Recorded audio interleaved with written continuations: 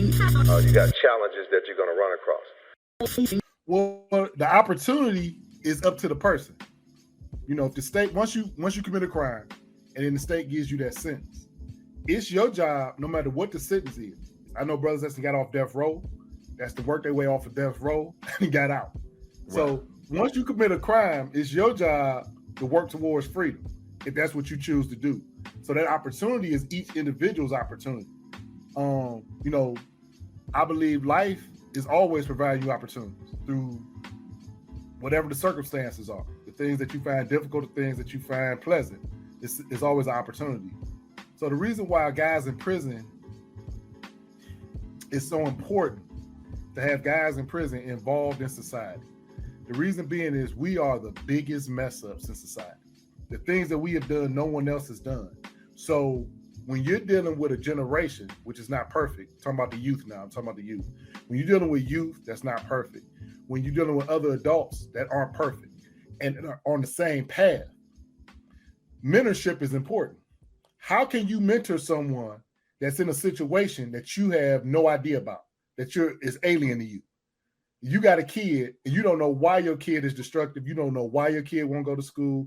You have no idea why your kid is headed down this path of destruction, and you feel lost. This is the reason why you give guys in prison the opportunity to be released and then work their way back into society through public service, through being a servant. Everybody that has committed a crime owes. I believe in restorative justice. Restorative justice deals with the relationships that have been broken through crime, and that everybody is interconnected. The whole of society is interconnected. If you watch the news and you hear about something happening, because in your psyche, it's been implanted now that, oh, they shot a dude over there on the street, and that's where I used to go get my chicken wings at. I don't want to go over there now. Or you feel like you need a gun to go over there now. So the reason why we're all interconnected is because that's the only way society works. So even the criminals and the victims and the judges and the lawyers and those that have never committed crime, we're all in this together. So that's the reason why you can't give up on guys in jail, because the majority of us are coming home. Mm-hmm. Young kids right now that's getting 20-something, 30-something years. I had a chance to go into juvenile. That was special. I was charged with second-degree murder. I have juvenile life, meaning that I will be incarcerated until I am of the age of 21. Like, you don't see it then? If you're 15 and they give you like 8 years, that's half your life. It seems like your life is over. Like you can't even comprehend what that means at the time, but you coming home. You don't die, you coming home. If they give you 30 years and you 20, you coming home. You might be 50, but you coming home. Oh, so society should absolutely care what's going on in the prisons.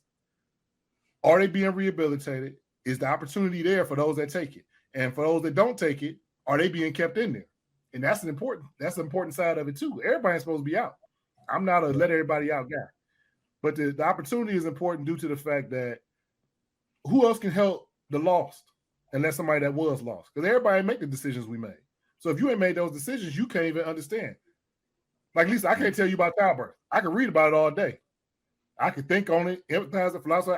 You only know about, you got to be a woman can only know about that. So it's certain things that the mess ups of society, those that are in prison, we understand that average person can't understand, and we're here to help. So Lou, let me ask you this, because you said something. I've always said that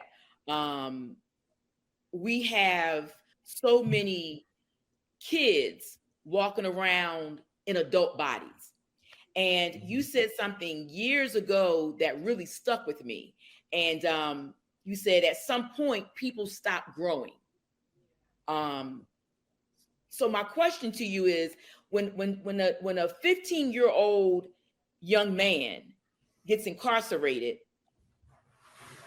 am I safe or incorrect in saying that he's going to stop growing at that point when he's incarcerated?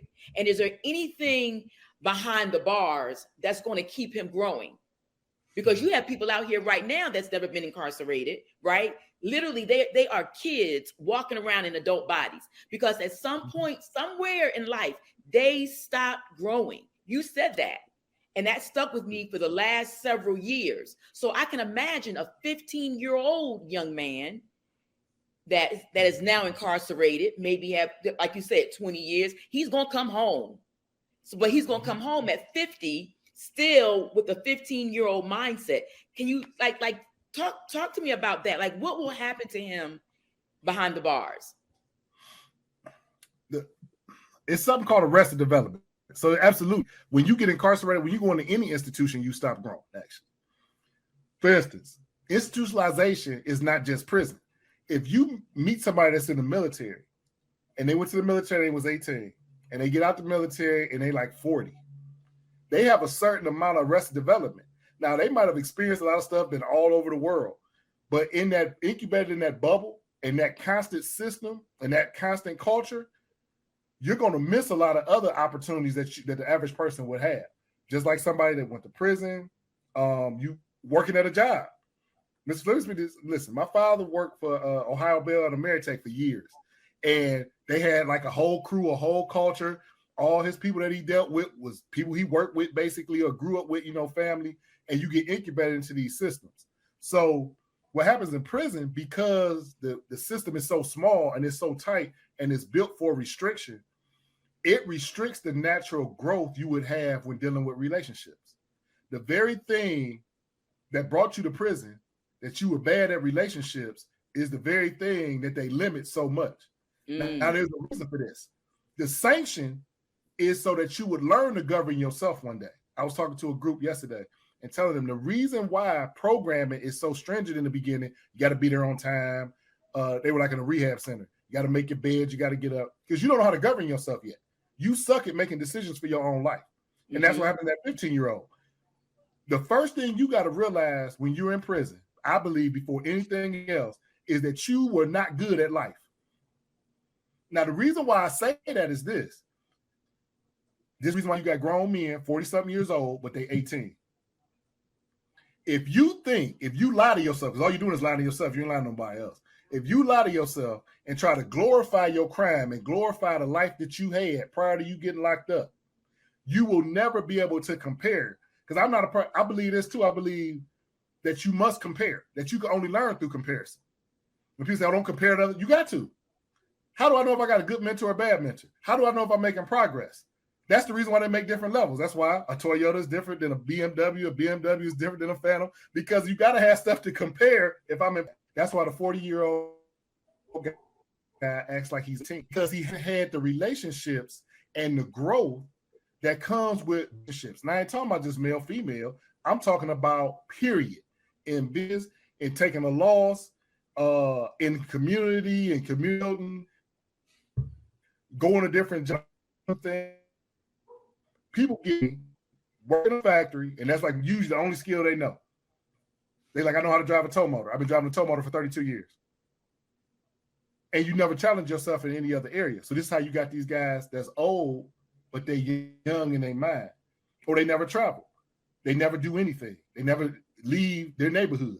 Everybody they know is the same people they grew up with. They believe that because they went to school with these people, this was their friend.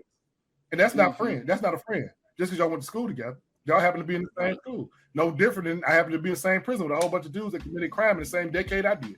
That don't make you my friend. That just means logistically we're in the same spot. So the growth, I believe, can only come through comparison. Because I have to compare how I was living to how I should be living. Because if I lie to myself and say, "Oh, this life is okay," it'll change. A lot of people, you struggle to lose weight, it's not that bad. You might not like it, it might be uncomfortable, but until it becomes intolerable, you will not change. But Lou, let me ask you this. Imagine right now. For the dude that was out in the streets, right, getting it, he had the cars, he had the women, he had the clothes, he was taking care of his mama, he was taking care of his girl's mama.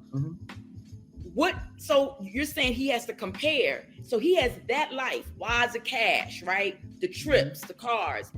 What is he comparing to? Make sure that you like and subscribe and hit the all button and all that kind of stuff, because we're going to have a lot of good interviews on this podcast.